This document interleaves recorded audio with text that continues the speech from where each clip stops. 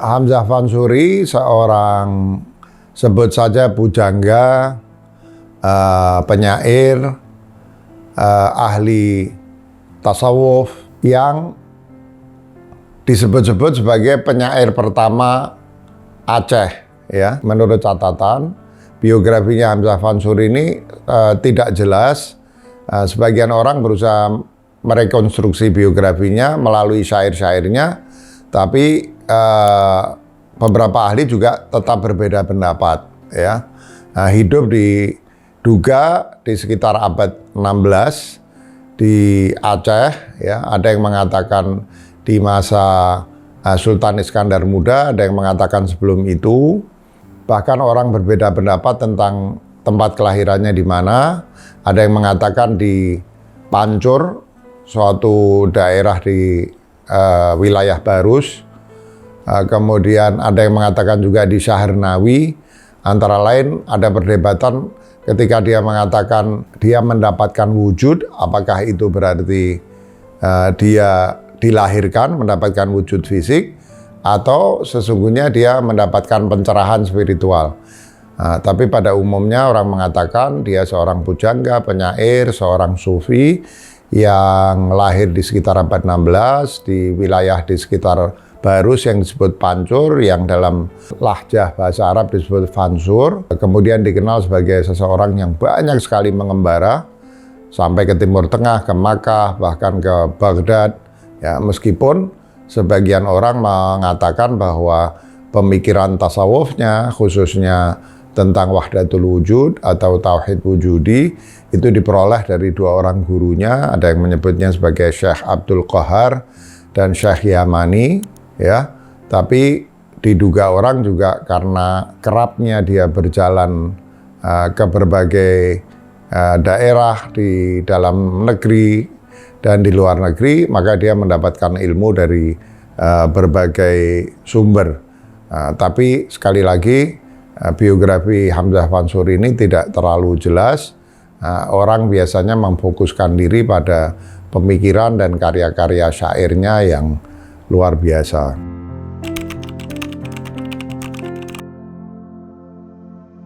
Dia berbeda karena satu, dia mengajarkan wahdatul wujud, dan di dalam catatan sejarah di Indonesia, mungkin dia adalah pemikir yang dicatat pertama kali mengajarkan tentang wahdatul wujud, ya, itu yang pertama. Dan yang kedua, dia seorang penyair yang luar biasa, yang mengisahkan tentang dirinya, tentang zaman di mana dia hidup, tentang tempat yang dia kunjungi, ya, dan termasuk tentang pemikiran-pemikiran wahdatul wujudnya lewat puisi yang dianggap oleh para ahli sebagai memiliki kualitas yang sangat tinggi. Setelah beliau, tentu kita kenal ada Nuruddin Araniri, ada Syamsuddin Sumatrani, dan lain sebagainya.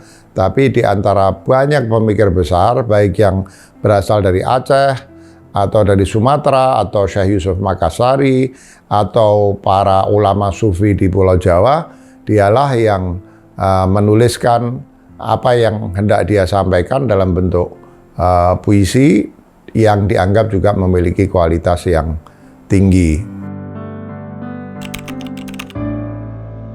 Yang banyak disoroti dari ajarannya Hamzah Fansuri ini adalah tadi sudah saya singgung pemikirannya tentang wahdatul wujud, ya, atau ketunggalan wujud, atau disebut juga tauhid wujudi, ya.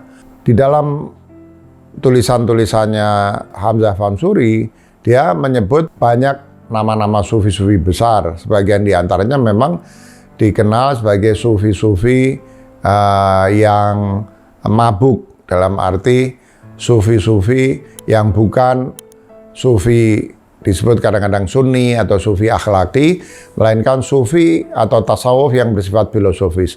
Dia sebut termasuk Bayazid Bustami, dia sebut juga Jalaluddin Rumi, ya, sufi-sufi yang dikenal mengajarkan pemikiran wahdatul wujud. Dia tidak menyebut Ibn Arabi, tapi bisa diduga keras bahwa pemikiran Ibn Arabi secara langsung atau tidak langsung berada di balik pemikiran beliau, karena Ibn Arabi adalah pemikir utama yang sangat sistematis, memiliki satu sistem pemikiran sendiri dari aliran yang disebut Wahdatul Wujud ini. Aliran ini pada dasarnya menyatakan bahwa sesungguhnya wujud di alam semesta ini adalah tunggal, berasal dari wujud Allah SWT, yang kemudian Allah SWT bertajalli atau mengungkapkan diri, memanifestasikan diri, mengejawantahkan diri, menghasilkan ciptaan-ciptaan. Artinya semua wujud ciptaan itu sebetulnya adalah berpartisipasi di dalam satu wujud tunggal, yaitu wujudnya Allah Subhanahu wa Ta'ala. Ya. Kira-kira secara ringkas demikian.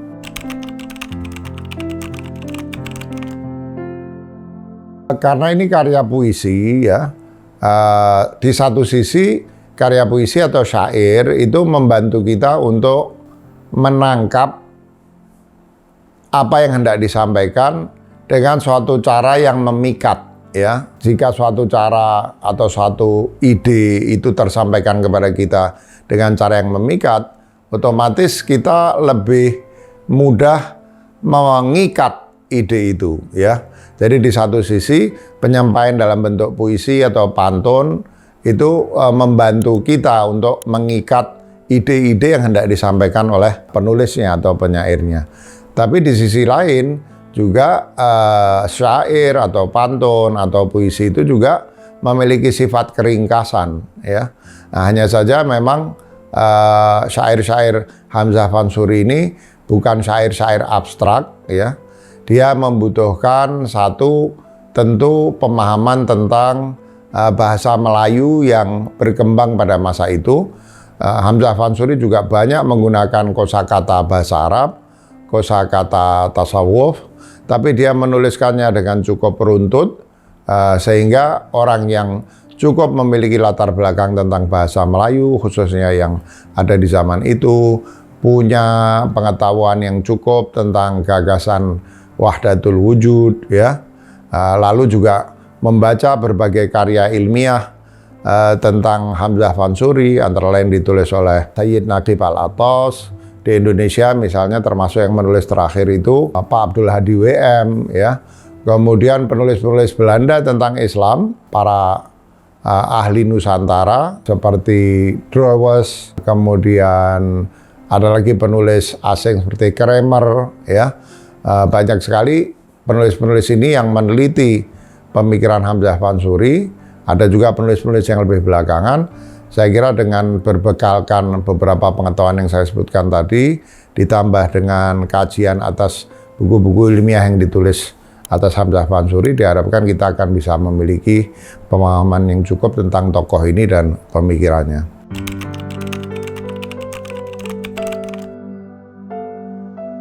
Ya, kalau kita kembali kepada pemahaman bahwa Hamzah Fansuri ini adalah seorang pemikir Wahdatul Wujud, maka sebetulnya hal ini hanya memperkuat saja keyakinan kita tentang satu aliran pemikiran keislaman yang sebetulnya menurut saya sangat kuat dan sudah berakar lebih lama dari kedatangan Islam di bumi Nusantara ini ya.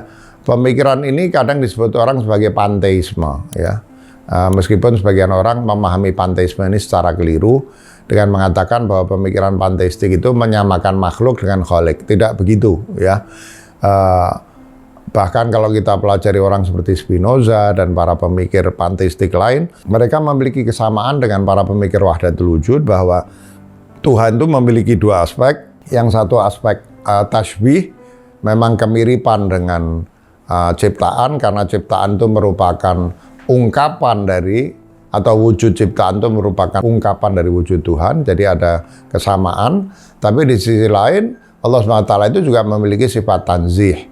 Sifat tanzih ini adalah sifat keunikan yang ciptaan tidak ikut memiliki sifat tanzih dari Allah Subhanahu wa Ta'ala. Nah, kalau kita pelajari bahkan sebelum kedatangan Islam, ketika agama Hindu masih dominan di sini, kemudian di Indonesia berkembang begitu banyak agama lokal. Saya pernah membaca konon kalau dijumlahkan ada lebih dari 160 agama lokal di bumi Nusantara ini, maka sesungguhnya pemikiran Hamzah Fansuri yang nanti dilanjutkan oleh Syamsuddin Sumatrani, oleh Abdurrauf Singkili, oleh Abdul Somad Palembani, oleh Syekh Yusuf Makassari, di Indonesia ada Syekh Muhyiddin Al-Jawi, ada Kiai Hasan Mustafa, dan banyak lagi.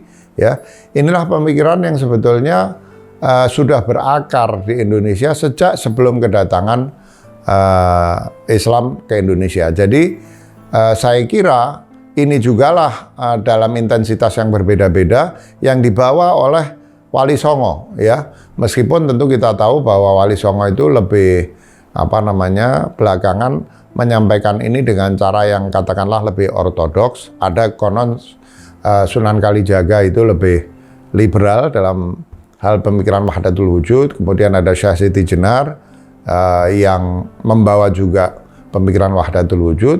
Maka pemikiran ini patut dipelihara sebagai bagian dari tradisi pemikiran Nusantara bahkan sejak sebelum ajaran Islam.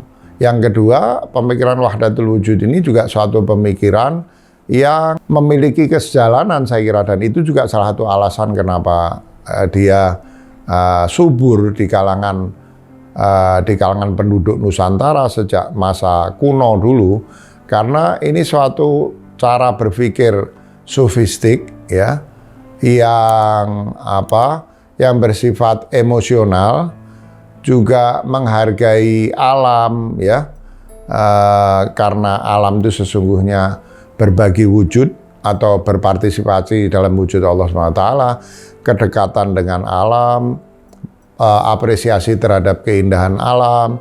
Kemudian juga jangan lupa persaudaraan dengan alam, karena semua ini asalnya dari wujud Tuhan. Maka bukan hanya satu manusia bersaudara dengan manusia lain, tapi manusia bersaudara dengan anggota-anggota alam selebihnya. Jadi ada juga unsur kedamaian di situ karena kaitannya dengan persoalan persaudaraan. Kemudian ada keindahan, tadi sudah saya sebutkan juga. Kemudian ada rasa, ya, emosi tadi yang saya sebutkan. Kemudian juga ada spiritualitas yang semuanya itu menandai atau menjadi ciri-ciri dari pemikiran keagamaan di Indonesia. Ya, jadi saya kira ini perlu kita gali untuk mendekatkan pemikiran keislaman dengan temperamen Nusantara, bahkan juga dengan kelompok-kelompok lain di luar kelompok-kelompok Islam di Nusantara yang juga memiliki kecenderungan pemikiran yang sama.